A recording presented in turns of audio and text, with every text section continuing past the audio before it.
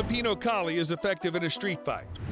Most martial arts you've heard about always involve hands, feet, or sometimes both. However, the case is quite different with the Filipino Kali. This is a weapon-based martial art that originated in the Philippines. However, just like Kung Fu, it's an umbrella term. What do I mean by that? Well, it covers a wide range of other techniques.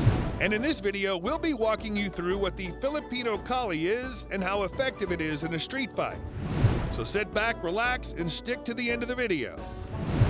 The terms Kali, Arnis, and Eskrima are all general terms for what we presently refer to as the national martial art of the Philippines and are generally interchangeable. As I initially mentioned, this particular martial art is weapon-based, using sticks, blade weapons, knives, and several improvised weapons. But don't get me wrong, at the same time this is weapon-based, it may also be used without weapons. Therefore, this is a unique art that's a combination of fighting with and without weapons. Kali is made of different styles with similar aspects, which are hand-to-hand combat, grappling, joint locks, and weapon disarming techniques. In learning this particular martial art, you're expected to start training with the weapons, and once you've mastered that, you can then advance to empty hand training. Not like we know advancement to be, but that's what we have here. The basic idea behind it is that these bare-handed techniques can be acquired naturally even while they learn the weapon-based techniques. The fundamental thing that you should keep in mind if you wish to fight Kali weaponless is to make sure to aim to destroy your opponent's hands with the same techniques as you would do with a weapon.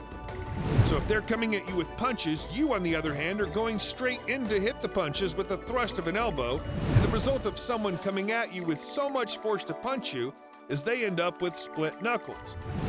Another aspect they look at this from is that a trained armed person will always have more advantage over a trained unarmed person. The footwork and angles are always the same for all techniques, both armed and unarmed, because these weapons are regarded as an extension of the body.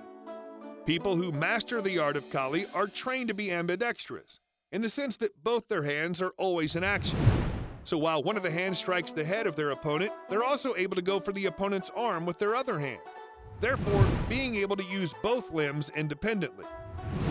Say you have just one weapon and you've been trained to use both hands. Well, you are left handicapped because even with one weapon, you can use a live hand technique as you use the extra hand in controlling, trapping, or even disarming your opponent's weapon. This technique can also be used in blocking, joint locking, and manipulating the opponent. However, keep in mind that this technique is not present in weapon-based martial art. Like almost every other martial art, Kali is great for self-defense, and its techniques can be used in a street fight. However, it has its benefits and downsides alike. When we look at the coordination, Kali is perfect, considering how the techniques involved demand that you expect strikes from different angles, which makes it a lot better than other martial arts like boxing, where the punches only go in a particular direction. Another benefit of using Kali for self-defense and in street fights is that it prepares you to defend yourself if you're attacked with a weapon. This martial art is quite similar to the famous Wing Chun. However, Kali lacks certain elements. Whether you choose to use just one weapon or two is totally up to you, but in Kali, you'll always be required to use both your hands, as this will keep you prepared for a lot of situations, even more than other martial arts. Many of you will agree with me that Kali is undoubtedly great and will help a lot in defending yourself.